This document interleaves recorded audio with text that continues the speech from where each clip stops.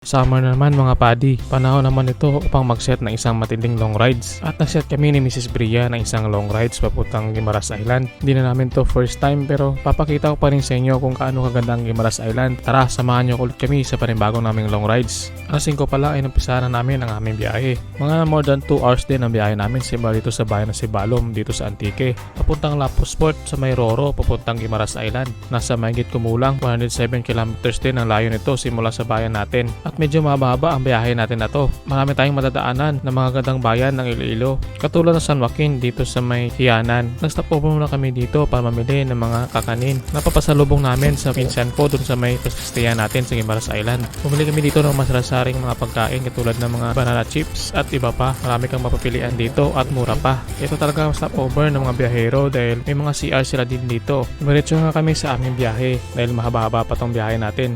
At habang in-enjoy namin ang magandang view at ibigay kami saglit dito sa may gimbal dahil ito talaga kalaban ng mga riders at biyahero ang antukin. Ako kasi mga pati, pag inaantok ako, tumitigil talaga ako at may idlip saglit para maibisan ang aking antok. Abot na sigurado kaysa sa maksidente tayo at madamay pa tayo ng iba. Mas better na tumigil kayo kapag niantok kayo sa inyong biyahe at humanap ng safe na lugar para umidlip saglit at mag-ipon ng energy. At pagkatapos niyan ay malapit-lapit na tayo papuntang Lapusport dito sa Iloilo. Ilang minutes na lang ay marating na natin ang Roro Port at tatawid tayo ng isla. Kasama natin ang motor natin na si B-Max at si Mrs. Bria. Ewan ko ba mga padi, naastigan talaga ako kapag dala natin yung motor natin papunta sa mga iba't ibang isla dito sa may Panay Island katulad ng Guimaras. Na-enjoy ko talaga ang ride kapag ganito na habang sumasakay ka sa barko ay kasama mo yung motor mo at nalilibot mo pa ang isla gamit ang ating motor. At nakarating nga kami sa Lapusport, mga nasa 8:30 dating namin dito at medyo mahaba-haba yung pila ng motorsiklo. Kaya advice ko sa inyo kung pupunta kayo ng Guimaras Island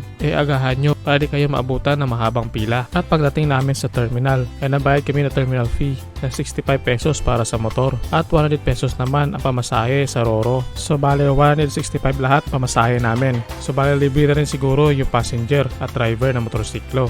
At nakasampa na nga kami sa may barko. Montenegro pala ang pinili namin dahil mahaba ang pila sa kabilang Roro. Mga 1 oras din ang hintay namin dito bago makasampa dahil 2 barko lang ng Montenegro ang available at mahaba pa ang pila ng mga sasakyan. Yun lang yung nagpapadelay ang yung pag-loading ng mga malaking sasakyan. At sinetap na natin yung motor natin para safe naman ang ating pagpaparkingan ng ating motor dahil sikipan po ang mga sasakyan dito sa may Roro. Sinecure natin yung mga gamit natin para safe naman. At paket na kami sa taas upang magpahinga at dito muna palipas ng ilang minuto pang makarating sa isla. Mga nasa 15 to 30 minutes ang biyahe ng Roro papuntang Guimaras Island. Kadepende din ito sa takbo at lasin ng Roro na sasakyan mo. At habang hinintay namin na pag-alis ng barko